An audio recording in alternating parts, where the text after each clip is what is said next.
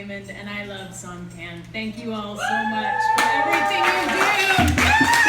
Yeah!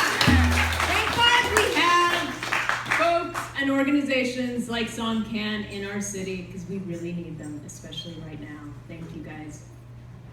Next up, we have another organization that is critical to what's happening right now and that I really love.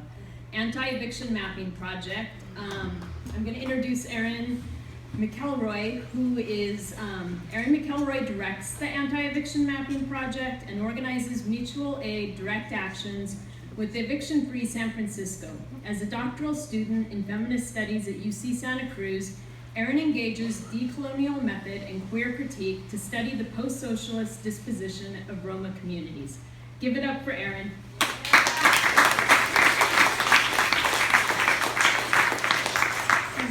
Thanks for having me here. And yeah, I'm one of many people that are part of the Anti-Eviction Mapping Project and also Eviction Free San Francisco. The Anti-Eviction Mapping Project's actually had some meetings right here in Noisebridge, so it's fun to be here, even though we thought we would be in front of a mural that we painted in Clarion Alley, thanks to the Clarion Alley Mural Project, who invited us to paint a rendition of our oral history mural, which is a mural in which we've been able to feature stories narrated by people who have been evicted, not just in San Francisco, but also in Oakland, and now also in Fremont and the city of Alameda. And we made a zine where we actually transcribed a lot of the stories that we've been collecting, and we released the zine in front of the mural that we painted in Clarion Alley, I guess a year and a half ago-ish, something like that. And the mural features 9 narratives, and Benito and Patricia, who are here behind me, are 2 of the people who spoke when we released the mural and who were also featured on the mural itself. So I was going to read some of their stories in our zine, but that seems silly when they're here to speak for themselves and to share a little bit about what's going on. But briefly, one thing that we're really trying to do in our mural project, in our oral history project in general, is show all the different things that are being lost as San Francisco changes, these deep neighborhood histories that can't be reduced to a dot on the map, even though we make a lot of maps with lots of dots to show all the horrors that are going on. But really, a dot can never actually explain what's happening in ways that, one house or one block changes as gentrification unfolds right before us. But we're also featuring stories of resistance because, as Benito will share, through direct action and through the work and through collaborations with SOMCAN and other groups in the city, we've been able to actually keep people in their homes and fight back. And I know it seems like we're up against a behemoth of this monster called gentrification that is growing bigger and bigger every day, but still we are able to keep people in their homes and to resist. And so our oral history project features these stories as well. So first I'm going to introduce Patricia Kerman, who's been fighting an eviction by a serial evictor named Tahani for 3 years now. And then Benito Santiago, who fought an eviction by a speculator called Pineapple Boy LLC. And through direct action and through occupying Pineapple Boy LLC's headquarters, which is actually Vanguard Realty right in the Mission, was able to stay in his home. So first, here's Patricia Kerman. So thanks.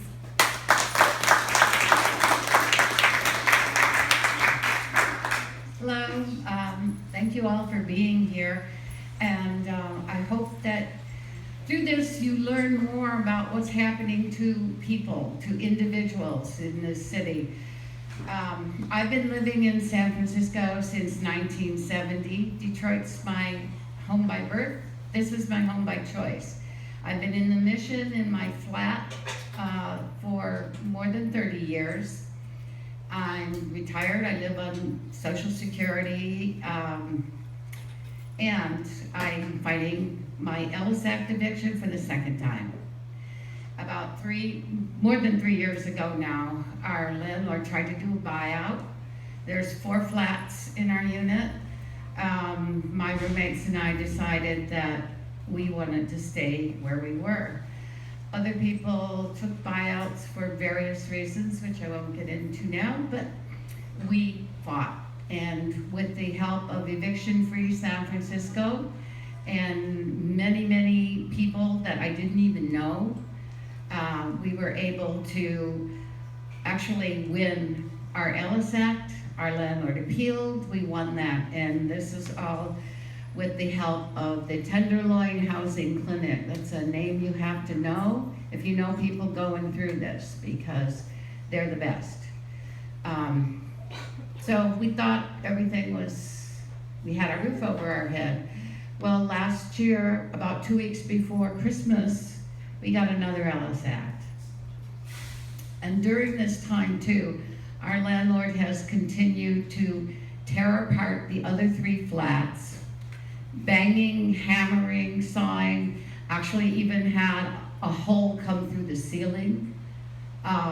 With the work they were doing, they didn't have all the proper permits, but they were doing it.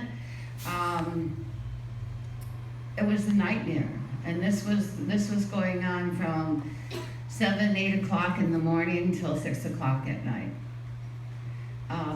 But we made it through that. And 2 weeks before Christmas last year, we got another Ellis Act. So we're fighting it.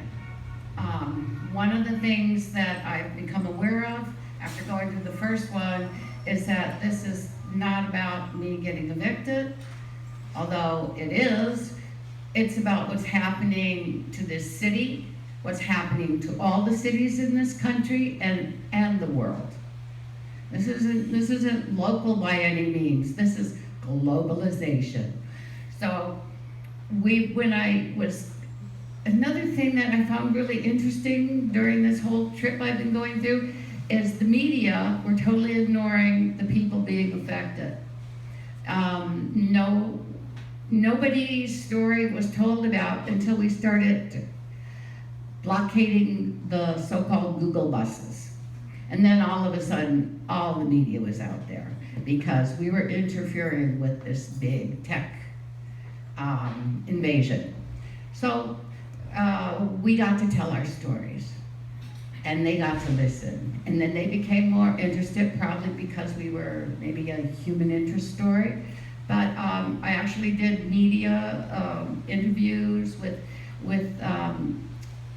people from Great Britain, from Paris, from Berlin, from Japan, from Switzerland, as well as local PBS, NPR, local TV stations, Newsweek magazine. And what I found out was that this is going on everywhere. That's why it's so important that we fight, because people were coming here, a lot of the media that I spoke with wanted to know what we were doing, because San Francisco is known as a place that fights. I mean, that's why we have rent control. It was not given to us. People fought for it. I was one of those people fighting for rent control, and that was to protect the most vulnerable people in our society, seniors, people with disabilities. So that's why we fought for it. And now they're using the Ellis Act, which came out of Sacramento, as a go-around for the Ellis Act to get people out. They say, oh, we're going out of the rental business. But it just happens to be with your building, because they have properties everywhere. Large conglomerates are buying up units and properties all over the world so they can control the market. And if we don't fight back, I don't know, we're all gonna be intense on the street. When I first moved here, I mean, that was never at all in my neighborhood. And my neighborhood had gangs, it had people selling all kinds of drugs. It had ladies of the night plying their trade, and that's what I moved into. And now they want to clean it all up because the rich people are coming. And so what they're doing is they're using this Ellis Act to get people out of their homes who have been living there for years, paying their rent. It's a rent-controlled building. They should be safe. But then they say, oh, we're going out of the rental business. You have to leave. And you see all those tents on the street. Talk to some of those people. Many of those people, in fact, probably most of those people have homes. We're paying their rent. Some had jobs, and now they've lost their jobs, because when you lose your home, you're going to lose your job. So it puts you more and more and more in a hole. You become castaway. now they want to make this illegal. There are measures on the ballot. I hope you've gotten some good recommendations from people like the Tenants Union or League of Pissed Off Voters. There's a lot of different groups you can check to find out about the different measures, but we know that it's PU on P&U. Those are measures that are backed by big money, real estate, the people that want to throw us out. They don't want people like you and me around. They want people that have money. And they don't really care who they are as long as they have money. And there's a lot of buildings that are empty because the building is bought more as an investment. So they're not even, my landlord, for example, he buys buildings and he sits on them until the market changes, and then he wants to flip them. And so we've had 3 units empty for 3 years in our building. And I'm going rambling on. I'd be glad to talk to any of you. If you are getting evicted, if you know anybody who's getting evicted, or if you know that a building is going to be put up for sale, start getting your ducks in a row now, because it really helps when it comes time to fight. And please fight and help everybody else fight to stay in their home too. Thank you. Patricia, and if people want to help Patricia, check out Eviction Free San Francisco, and we're organizing some direct actions to keep her in her home. And next up is Benito Santiago. How's everyone doing? How's everyone doing? I have to wake up too. I have a long day. My name is Benito Santiago. I'm a first-generation born Filipino. And I got my LSAC eviction notice back in 2013, a day before Thanksgiving. And our landlady sold our property to a speculator, Pineapple Boy LLC, who I thought was from Hawaii. It's not from Hawaii. His name is Michael Harrison of Vanguard Realty right up the street over here. When I first got my notice, I was super shocked. I've been living there since 1977. As a starving artist, I finally got a real job from 77 to 80, 90, 2000 with San Francisco Unified School District Special Ed when my social ballroom and Latin dance teacher died. But I still maintain my rent and a pretty good tenant out of 4 units. I got my notice and I was in shock. I was in shock. All this, as a unified school district educator, we had to fend for ourselves. We had to collect our own materials, art materials, music, what have you. I collected a lot of things along the way, and as soon as I got it, first thing I did was start hauling everything out because I just visualized this deputy coming in there and just hauling me out. So I gave away keyboards, drum machines, guitars, big items. And then my neighbor said, Benito, what are you doing? I says, well, didn't you get one of these notices too? Get out in 30 days? I says, well, Benito, maybe we should talk to somebody. So we did. We talked to the tenants union and then got redirected to various other organizations. Eric Marr's district, one I think over there in the Richmond district was, I first got invited by Tony Robles of the Seniors and Disabled Action Group. He said, Benito, you should probably tell your story to some other people and let them know what's happening, and maybe they can identify, which I did. That was the first time in November, December. And then from that point on, I got to meet all these organizations that are with you, and they really backed me up to help me be in the position where I'm at now. The Eviction Free San Francisco's Housing Rights Committee, Seniors and Disabled Action Group, Tenants Together, San Francisco Community Land Trust, Tenant Low Housing Clinic, Casa Justa, ACTS, ACE. All these people coming together, helping each other out, stay in their homes, not just a room, but our homes. Can you imagine You're in your bedroom or your salon, your living room, and you're kicking back, and all of a sudden you get this notice: get out. How would you feel? Feel me? You've been there, you homestead, you either was there with your family, or you have a family, or you have a family of friends, circle of friends. And then all of a sudden you have to just get out because they want your space. No.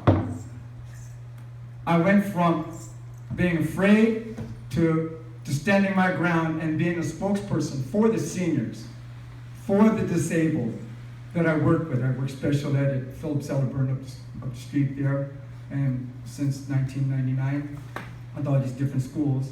I'm faced in this documentary, The Face of Gentrification, in YouTube. You can check it out. That I also am a face for artists, since I'm social ballroom and Latin dance teacher, and as well as conguero. Artists, all these people are being displaced, and this is the heart of San Francisco. Educators are being displaced. And seniors, the latest one was, if you heard in the news, Miss Iris Canada, 100-year-old lady, they gave her a contract. She's been in her place in the Lower Haight since the 50s. They gave her a contract. They said, you can live here for the rest of your life.